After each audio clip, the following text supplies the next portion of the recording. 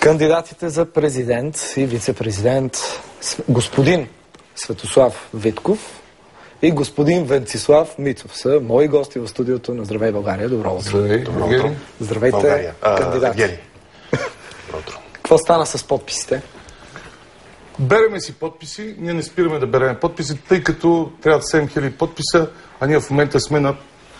На колко? Доста сме. Вървим добре, между другото ще успеем, ще се справим, не се безпокойте за това. И между другото, наистина хора, коя камера работи, трябва да пращате повече, да идвате да записвате, да се подписвате, защото ние обикаляме цяла България, покрай ниите, северо-западна България ще е последна. Да.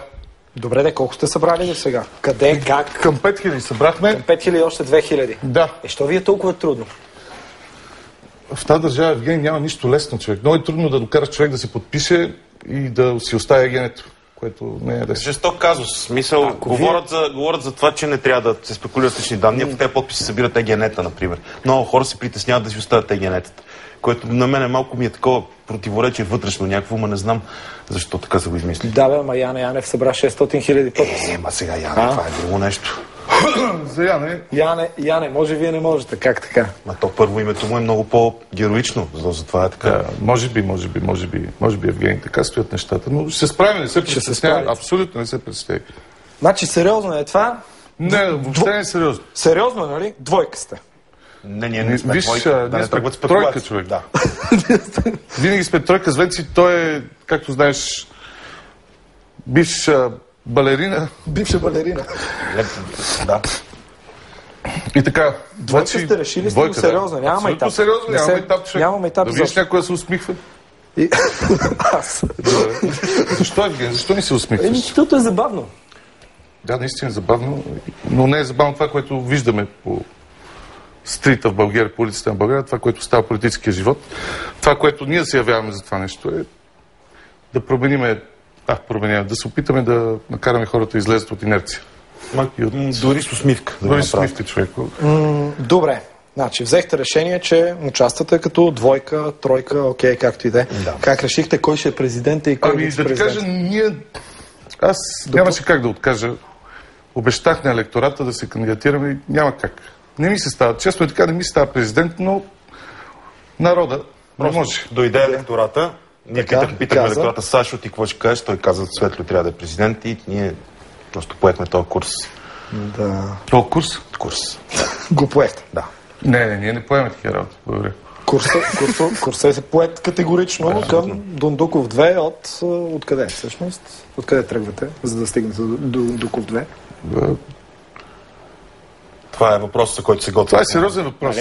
Ще говорим след 23-ти на този въпрос. На 23-ти. Добре. Така, колко струва целият масраф? Кое е масраф? Масраф е хубава българска дума, Евгений, благодаря. Така.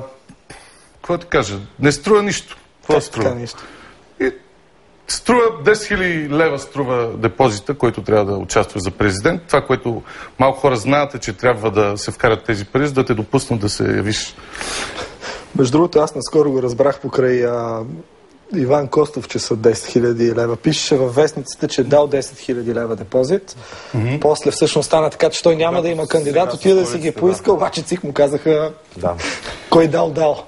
Има такъв момент. Има го този момент. Има го този момент, човек като се дебута, после не може да се извади. Така че пиеш една студена вода, както виждате, има студена вода. Подготвили тази сутрин, да.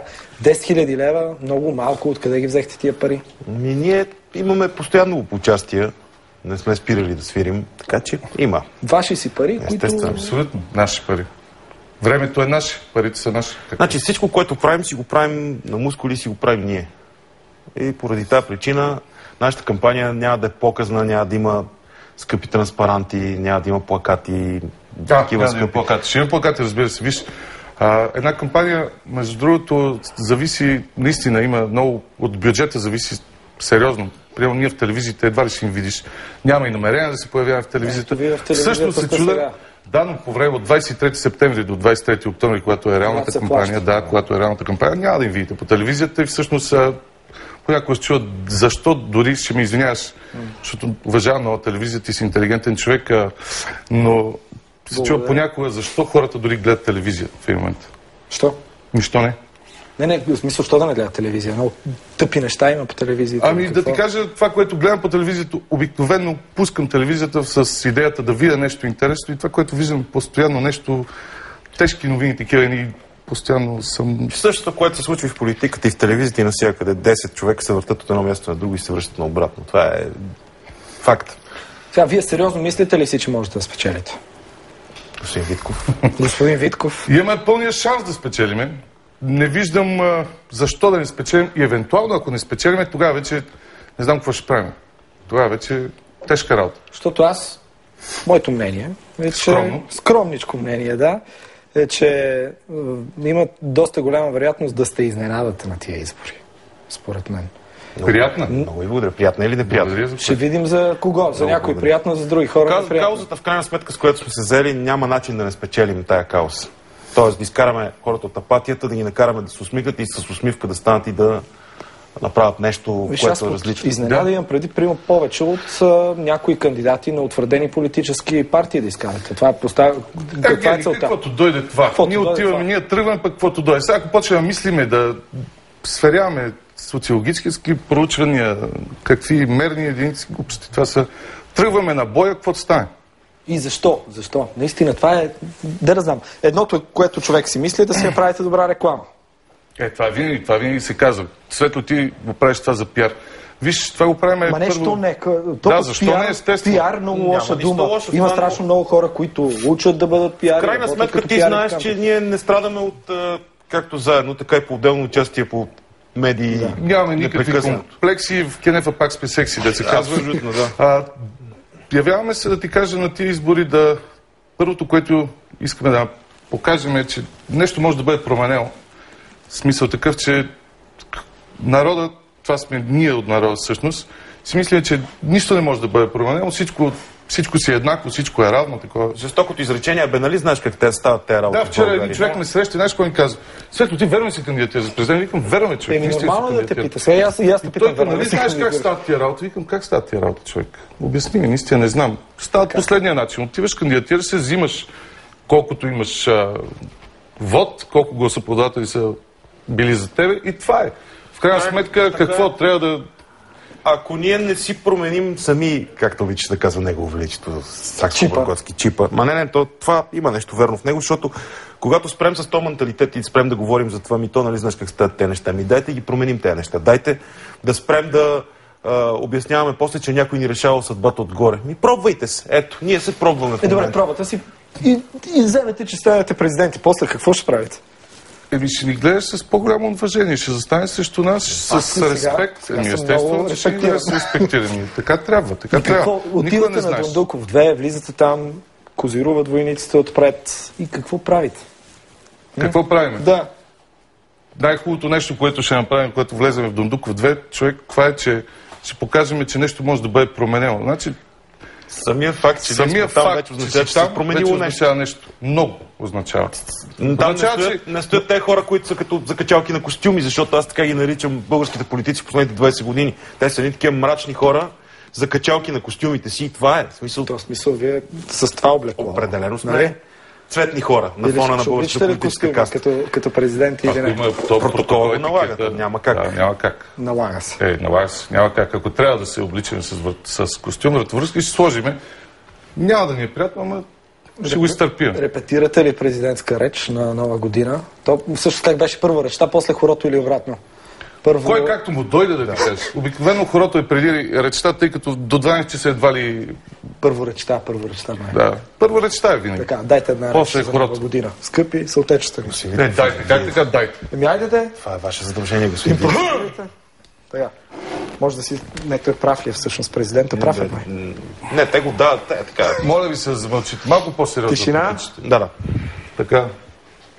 Подай ми го. Отвори шампанското. Къде? Какво? Кой? Скъпи са... На запис сме, така че мога да отрежете. Правим втора проба. Скъпи са народници, братя и сестри, да сме живи и здрави и от към пари. Нека да единен български народ.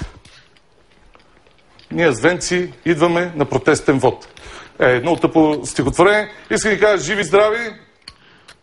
И нека 2012 година, сега влизаме в 2012, нека наистина не бъде последна, не бъде края на света. Опитвам се, не спираме, продължаваме. Евгений, аз те обичам. Браво! Да живей! Господин Витков, по вода ще върват нещата. И сега момчетата да почват хорото тук зад камерите. Хоро! Момчета, между другото, много да почерпите. Господин Витков, да го сложи ли тук? Служил където искаш. Толкова ви благодаря за доверието, господин Витков. Значи, да. Това беше. Кое? Това беше. Това беше неща. Представа не сме я подготвили, тъй като с твоя процент така прекарахме известно време. И така ли? Да. Какво време сте прекарали с моя продуцент? Заедно прекарахме известно време. Беше хубаво. Разпределяли се някакви постове, доколкото разбирам. Което... Виждате ли сега, уважаеми зрители, как се уреждат участие по телевизията? Не, напротив, вие ми искате един месец. Ние просто бяхме много заети с ведици. Наистина събирането на подписи е доста тежка работа, човек. Така е. Така, определено. Вашите гласове, за да ги получите, ще ги вземете от няколко. Как мислите? От къде? От кого? Това е ми въпрос. Да. Това е кой въпрос? Да, естествено. Обвиненията. Разсейвате гласове. Аз искам да попитам кой е готиният кандидат, от който взимаме гласове. Защото обикновено има готин кандидат. Този път кой е готин? То за различните хора, различен е готин. Някой викат Росен Плевнелиев е много готин. Богат човек, нали... Ивайло Калфин също готин, богат човек си може да това не са хора, от които ние, особено пък Калфин, хора, от които може да вземем гласове там при БСП, знаеш, че има твърд електорат. Абсурд просто. Абсурд. Ние имаме достатъчно хора, от които трябва да вземем гласове. Това са мнозинството на негласуващите хора в България. Това е крайна сметка. Знаеш, че има определен процент, който хора, които не гласуват. Аз лично бях до този момент от 100%. И в един момент, когато виждаш, че нещата не върват, въобще не върват, всъщност 21 година е едно и също, само се сменят лицата и положението остава еднакво. А всъщност в България сме 7 милиона. 7 милиона хора, които българите сме 7 милиона и това е примерно по-малък. И винаги има ни 30%, които не гласуват. Повече са от 30%, около 50%. И в същото... Също да, 30% са колебаещите се винаги на социологическите поръчвания. Така че това, което първото трябва да стане, е човек да стане активен, защото пасивността не е, как да ти кажа, ето и ти не си гласувал до сега. До този момент не съм гласувал, но сега се явяваме на изборите и това е единствения начин да промениш нещо, да направиш. Промениш първо себе си в крайна. Промениш първо себе си. Приемеш, че нещата наистина могат да бъдат на майтап, може да хората да те мислят, да те приемат сериозно, да не те приемат сериозно. Ама не, вие нямате нищо против да ви приемат и на майтап. В интерес на истината, последните президентски избори бяха момента, в който аз бях поставен пред една дилема, за който да гласувам и не можах да избера. Особено на вторието. Се много между Волен Сидоров и Георги Първанов. По никакъв начин нямам такова колебание. Разбираш, просто аз там казах, това е, до тук съм смисъл, не мога да взема решение и просто не гласувах. Сега, преди време си спомням, бях чел нещо, Джордж Клуни го питали, дали ще се кандидатира за някакъв политически пост. И той казва така, шмъркал съм прекалено много наркотици, изпил съм прекалено много алкохол и някак си не е удобно да се кандидатирам, освен ако моя слоган не бъде да, аз изпих водата от наргилето. Струва ли ви се познато това нещо като съждение? Ами не да ти кажа, наистина е познато, тъй като всеки има право да прави това, което си иска. Грешките на растежа, така да се каже, всеки може да е минал. Ами защото човек, когато е на 20 години, мисли по един начин, когато е на 30 години, мисли по друг начин, когато е на 40 години, вече мисли по различен начин. И това, което е хубаво в израстването, както мисловно, менталитета, така и в... как да ти кажа, така и да расте, така да расте. Това е просто... Мисълта ми е, че сега вашите песни... Идвам от рок-н-рола. Идвам от рок-н-рола, човек и... Ние сме малко олдскул, да ти кажа. Едно време само пиехме, друго не се е случило в този рок-н-рол. Да, в България това, което беше единственият наркотик, който може да се прави, да се пие. Така че най-големият български, може би, наркотик, това е алкохола. Така че... Ние си имахме своя наркотик, който беше сцената. Аз не ви питам, взимали ли сте наркотици. За музиката. Сега, ето, кандидатствате съвсем сериозно, официално, регистрирате се в ЦИК и така нататък и ще изкарат някоя и друга песничка и ще кажат, тия ли бе? Я вижте как псуват в песните. Значи много по-добре е да псуваш песните си, отколкото да псуваш с купешките думи, които са ти сложили в устата, стоейки по телевизията. Често казвам. Това, което да псуваш, да изразяваш позиция, това примерно е нормално, когато виждаш около тебе циничност и ти го провокираш. Ти крайна сметка, провокираме с това. Изкуството, това е изразно средство. Сега да си спомним за Буковски, да си спомним за Декамерон, да си спомним за Геома Полинери, 11 000 към Шика. Това е най-провокативната книга, писана някога, примерно. Това не се прави човек, виж. Не бе, всички псуваме. Аз искам друго да те питам. Ние, че сме псували в песни, окей. Че сте псували вие от сега нататък, няма ли да имате още песни? Няма ли да са такива, които са били до сега? Естествено, че ще имаме. Ще бъдат. Ние сме такива, които сме. Виж. Влизаш на Дундуков 2 и правиш още една песен за маймуната, да кажем. Влизам на Дундуков, продължавам, да. Едната работа няма нищо общо с другата работа. Президентството няма нищо общо с творчеството. Крайна сметка никой няма да чуеш от нас, ако ставим нещо такова, никой не чуеш от нас да излезем по телевизията да кажем, че народът ни е шибан, както каза един министър. За мен това е псовняк. После каза, че не било това, ами друго било. Те са много изнервени и си спускат. Контекстът бил по-различен. Да. Контекстът и така нататък. Да, така. Имате ли си песен за кампанията? Естествено. Имаме, разбира се.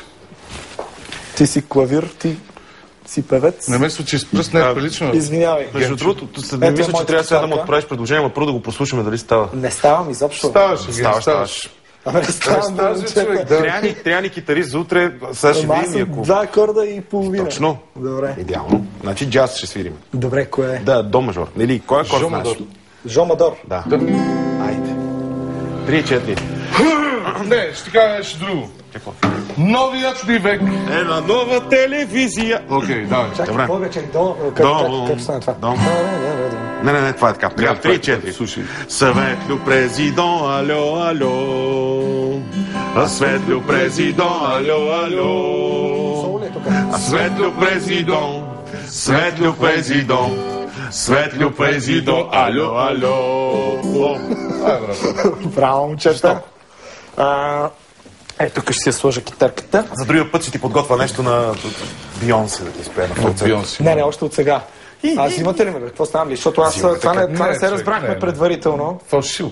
Фалшива е китарката, защото я пипна Влади, да си там зад. Гледай, следващия път ще ни викне на интервю, ще ни направи на 5 стотинки. Как му така да... Не, ние се държим напълно нормално сега. Ти само разби сърцето, не го взе в групата. Въпросът е черния дроб, да не разбиеш. Да. Ама трябва да се работи по този въпрос за черния дроб много. Образование, езици. Айде, сериозно. Кое е сериозно? Образованието и езиците, които знаеш. Които какво? Езиците, които знам. Образованието ми е завършил съм математическа гимназия. Евгений, и ако ме караш да се чувствам като ученичка тук да не, бе, няма да карам да смяташ. Изкарах първи клас. Между другото, първи клас ми беше много трудно да изкарам. Имам завършен първи клас. Първокласен е, с други думи. Учителката по пеене удари едно рамо. На математическата, софийската математическа, нали? Не бе, първи клас имам завършен. Дай го сега. Какво? Какво по-лошо има? Първи клас имаш. Това, че човек, примерно, ако има завършен първи клас, това какво означава? Че не е качествен човек? Не знам, имате ли право по закон, примерно, с първи клас да сте кандидат-президент? По закон. Това е така наречената първокласна кандидатура. Да не го върнат в ЦИК и това нещо и 10 000 лева да виждаме. Спомняш, че имаше един заместник-председател на Комисията по културата в предишното Народно събрание, който беше с средно образование, Строгаров резист от квотата на ДПС. Не. И пишеше, че има говорими езици руски и ромски на сайта на Народното събрание. А ромски език е така популярен. В смисъл, Строгаров резист заместник-председател на Комисия по култура, така че ние сме много окей в това отношение. Все пак. Как ще си партнирате с ББ? Оценка на 2 мандата на Георги Първанов. И също така и едно обещание остава да дадете. Обещание не даваме. Обещание не давате? Не, Евгений. Само какво обещание мога да дадеш? Обещание, ако дадеш, много лесно после се забравя това обещание. Реално идеята на едни такива избори и цялата президентска кампания и всички кампании, общо взето има едни обещания, които са неизпълними. Неизпълними, общо взето. Сега ще се наслушате на жестоки глупости по време на посланието. Да, нищо ли да не обещавате? Изберете ни, ще видим. Ще видим какво ще стане. Да. Какво мислите? Единственото, което можем да обещаваме, е, че винаги ще се усмихваме. За разлика от всички останали.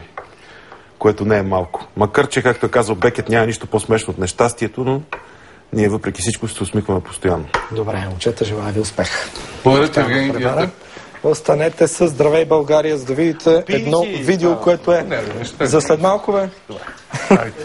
За след малко едно видео за това как жителите на град Съединение спят с ножове и брадви. Защо? Защото се страхуват да не бъдат ограбени. Група крадци от няколко месеца тормози хората в града, като влиза в къщите им и ги обира докато спят. Вижте видеото на Благо